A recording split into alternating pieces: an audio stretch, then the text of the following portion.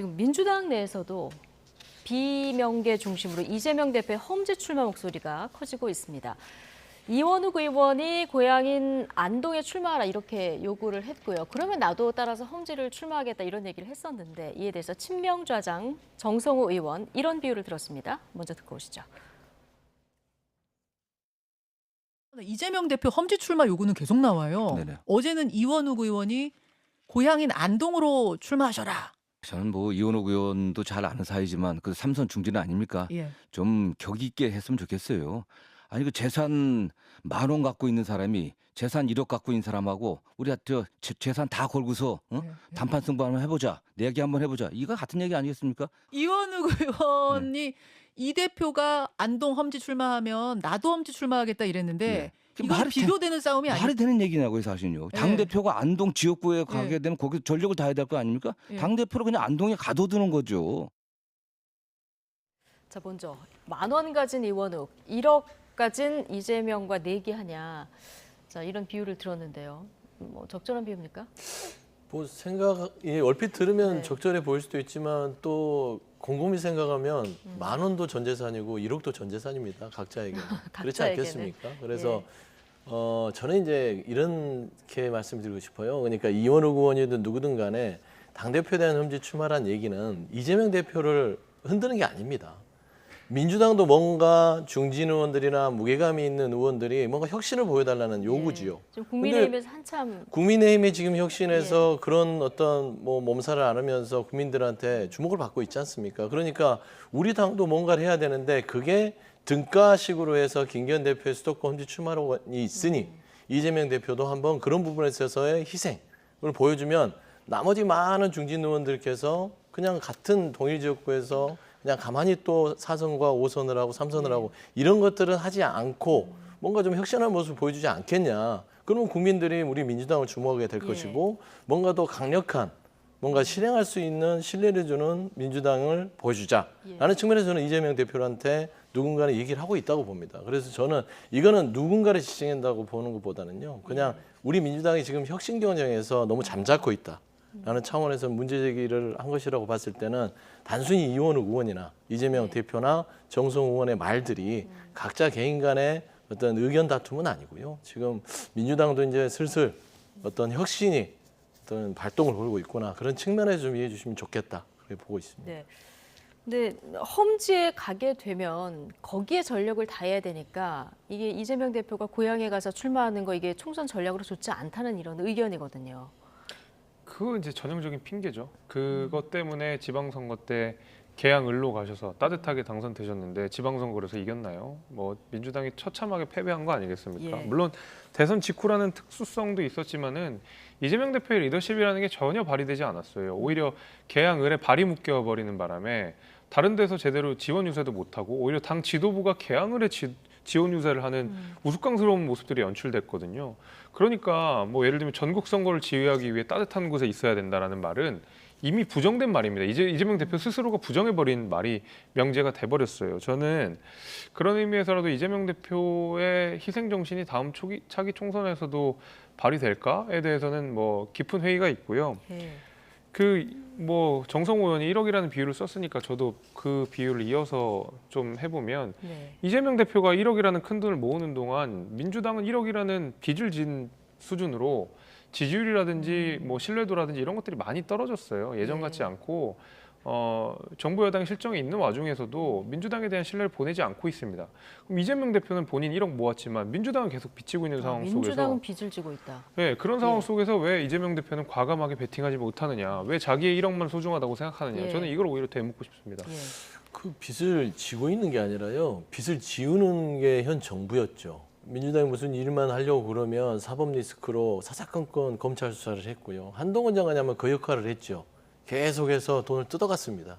저는 그렇게 봤기 때문에 민주당의 지지율은 솔직히 말씀드리면 지금 한 10억 원의 가치로 높아질 수 있죠. 반사이익도 고려했을 때. 국민의힘 그다음 윤석열 정부가 무엇을 했습니까? 국민들은 그럽니다. 제발 아무것도 하지 말라고. 그 정도 수준인데 제가 봐서는 사법 리스크만 없었다면 그러니까 이재명 대표의 사법 리스크가 아니죠. 검찰 리스크만 없었다면 민주당은 정말 민생을 돌보는 데 있어서 국민들한테 많은 사랑을 받을 수 있었을 것이다. 저는 좀 그렇게 반론하고 싶습니다. 예. 어쨌든 대표가 험지 출마하라 이런 의견이 나왔고요. 국민들의 여론을 물어도 이런 이재명 대표를 포함해서 친명 중진들이 험지에 나가라 이런 요구가 자, 적절한 요구라고 보는 의견이 더 많이 나오는 상황입니다. 이건 물론 이제 다른 여론조사에서도 봤을 때 여당 내 중진 험진 출마도 적절하다 이런 의견이 많거든요. 자, 이재명 대표 아직까지는 기자들이 질문을 했을 때 말을 아끼고 있는데 결국 뭐 어떤 선택을 할 거라고 보십니까? 험지 출마의 가능성이 있다고 보십니까? 이거는 제가 아까도 말씀드렸다시피 이재명 대표가 결단하는 문제는 아니에요, 현재. 왜 이재명 그러냐면 대표가 결단하는 그러니까 거죠, 지금 결단은. 얘기하는 것은 예. 뭐 이원호 의원이나 나머지 분들께서 예. 이재명 대표가 험지로 가라.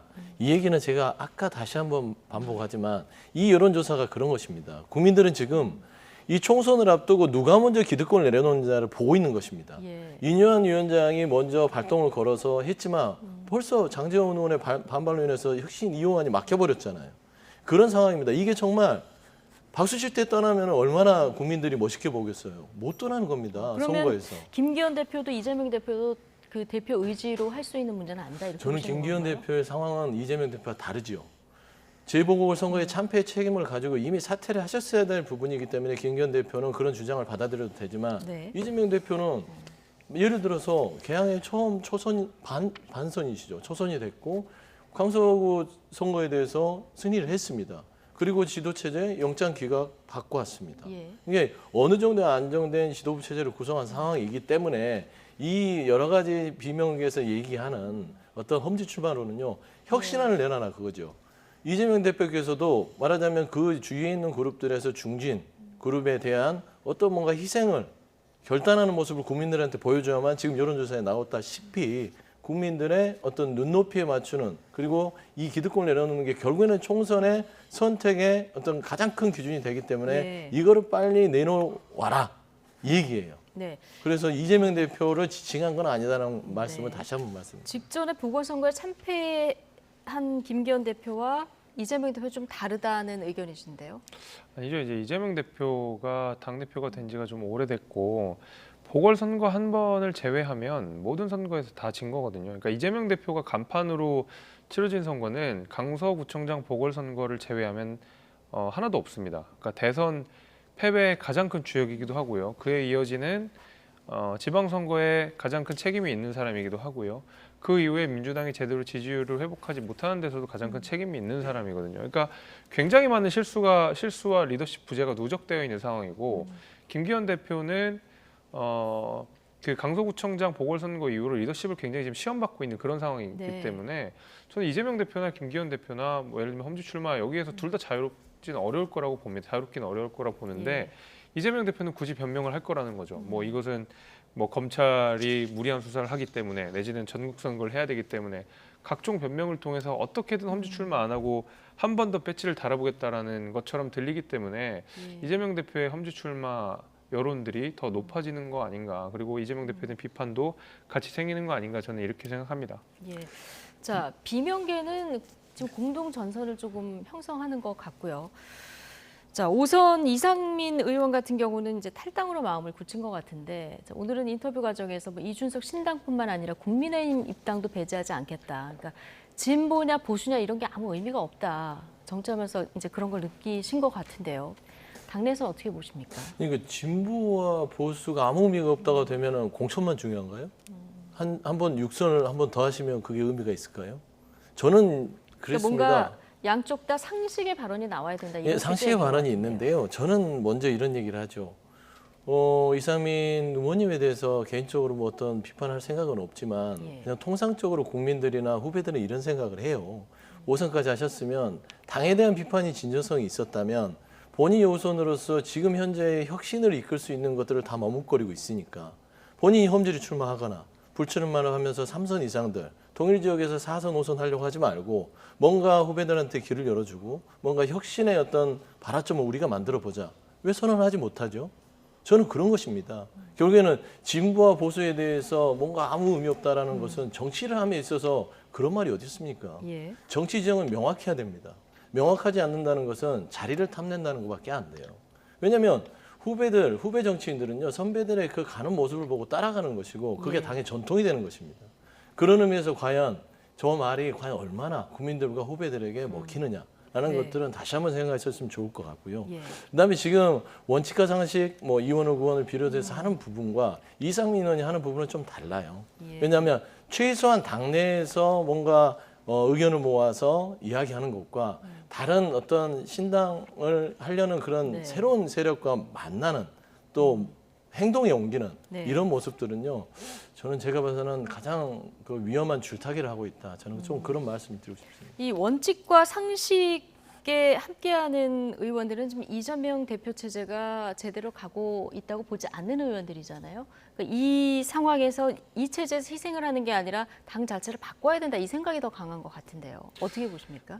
글쎄요, 이제 총선 앞두고 이렇게 세력화를 한다는 것이 아무래도 뭐 공천을 염두에 둔다, 당선을 염두에 둔다라는 걸 피하기는 어려울 것 같습니다. 네. 그러면 그보다 훨씬 더 강한 명분, 훨씬 더 강한 메시지를 통해서 정말로 당 개혁을 위해 노력을 하는 모습을 보여주셔야 될 텐데 아직까지는 이재명 대표와 척을 지는 거 말고는 뚜렷한 정치적 행보를 뭐 상대당의 입장에 봐서도 아직까지는 뭐 좀 찾아보기는 어려운 예. 것 같거든요. 뭐 특히 이제 이상민 의원 같은 경우 국민의힘 6당 배제 안 한다라는 얘기까지 하는 거면 사실은 뭐 정당 정치라는 것을 실종시킬 수도 있는 메시지이기 때문에 뭐 상대당 입장에서 나쁠 거 없는 메시지지만 그래도 정치 전반에 관해서 그렇게 좋은 메시지는 아니었다고 봐서 그 비명계 인사들의 모임이 앞으로 어떤 행보를 보일지를 좀 추가적으로 좀 지켜볼 필요는 있겠습니다. 예. 자, 나이트 포커스 오늘 두 분 말씀은 여기까지 듣겠습니다. 김재섭 국민의힘 도봉갑 당협위원장 그리고 서영조 더불어민주당 상근 부대변인 두 분과 함께했습니다. 고맙습니다. 감사합니다. 감사합니다.